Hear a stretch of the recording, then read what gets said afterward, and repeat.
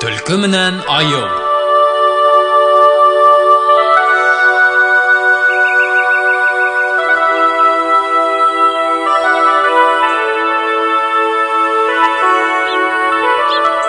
Бұрын бір заман бір айыл урманда турғай тұтып алды дей.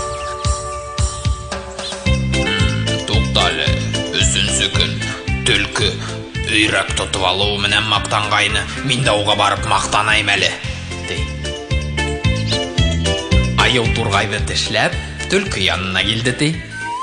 Түлкі оның турғай тішләп мақтанырға ойлап келуін әлі қайдан оқидеп тұрайыны дей.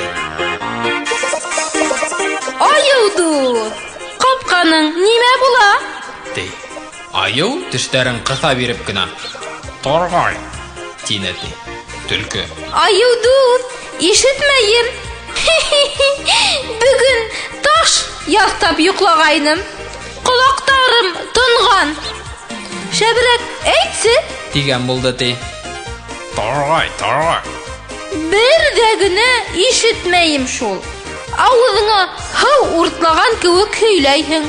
Кет! Асығырақ айтхаң, не бұла? Айылды. Турғай!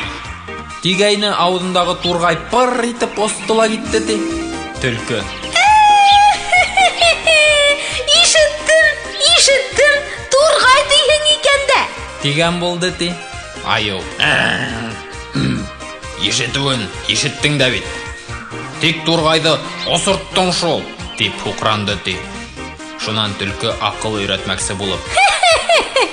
Мақтана білмейхің, айылды.